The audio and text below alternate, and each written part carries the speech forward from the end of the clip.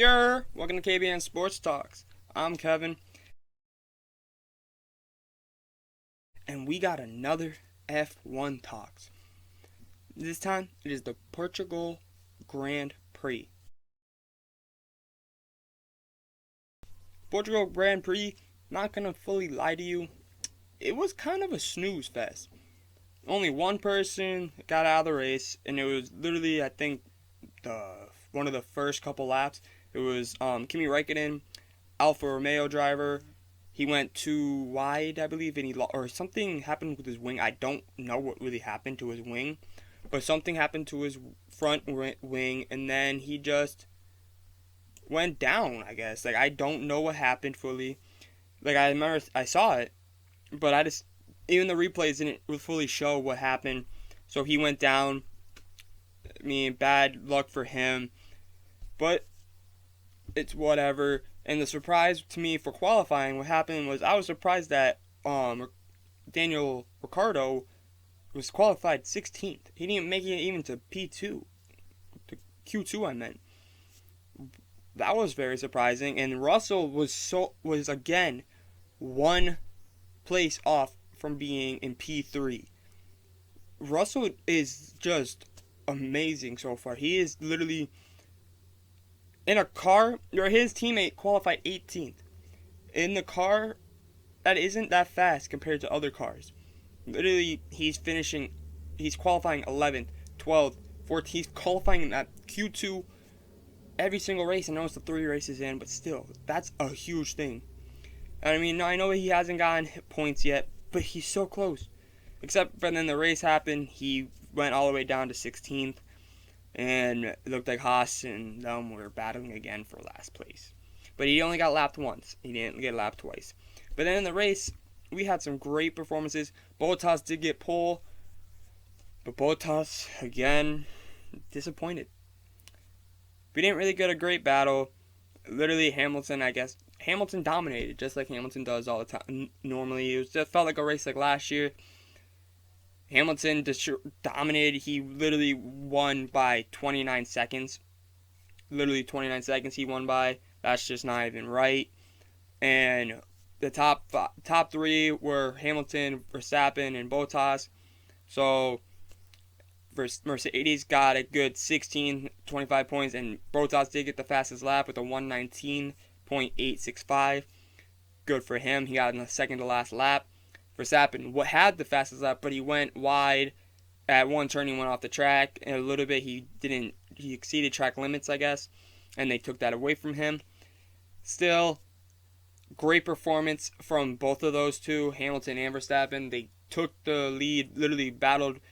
Well, not really battled. Hamilton really kind of took that from the first lap. He passed Bottas. I guess I don't know what's going on with Bottas. I mean, again, you have the pole, you qualified good this time, but then you can't beat Hamilton or Verstappen. You have the same car as Hamilton, and you're the fastest car out there, they say. And you lose all the way down. You lose by 33 seconds to Hamilton, and then you lose by, it was a 29 to 33 difference, so it's 4 seconds basically difference between him and Verstappen. And then literally Toto Wolff, the president, or the person that controls everything at Mercedes, literally got on the thing and was telling him to go faster. You have the fastest car. If I'm Mercedes right now, I'm like, Bottas, you got to get yourself together, because literally we have Russell that is itching to get in that seat, itching to get those points again and dominate again. But he's not doing what he's got to do. So he got 3. He got on the podium.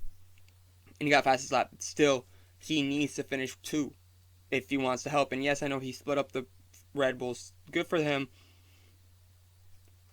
But in the car he's in, he deserves to be in effect. He needs to be. But good that he at least salvaged a podium. And then we go to the rest. 4 was Perez.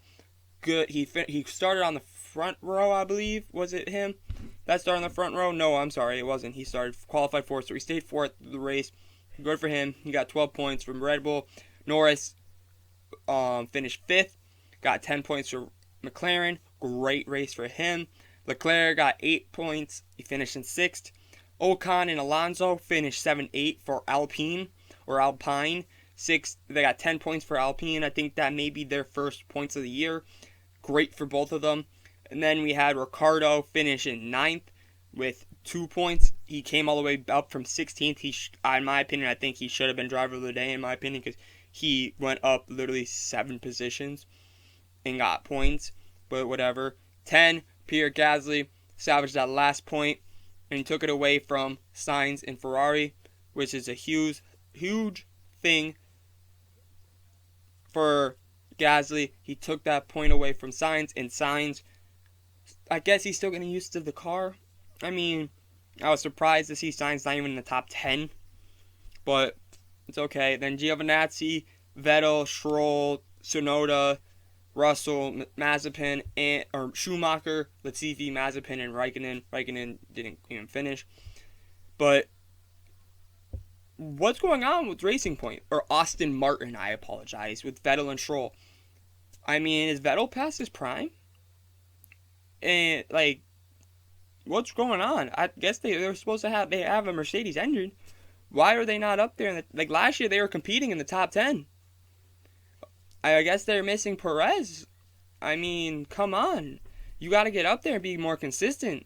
This is not looking, you're not looking like the team that was last year. I mean, I don't even know, this race was very, very boring.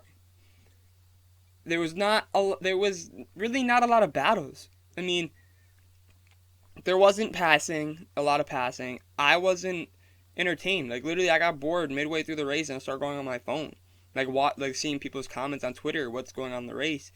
And I was watching it still, like, here and there. I'd look up and everyone was in the same position. I mean, it was a boring race. And sad race, they're going to Barcelona next week in Spain. And that race is not much better.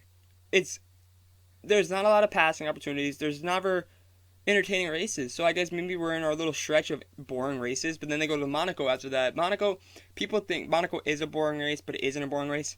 It's a beautiful circuit.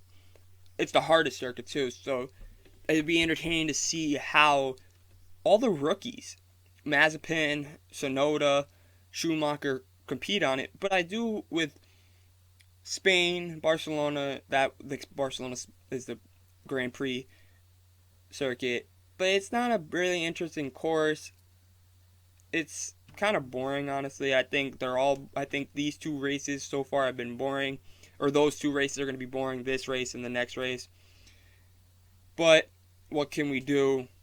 We got to wait till later in the year to get better races. Monaco, I think, should be good. And Spain may deliver a good race.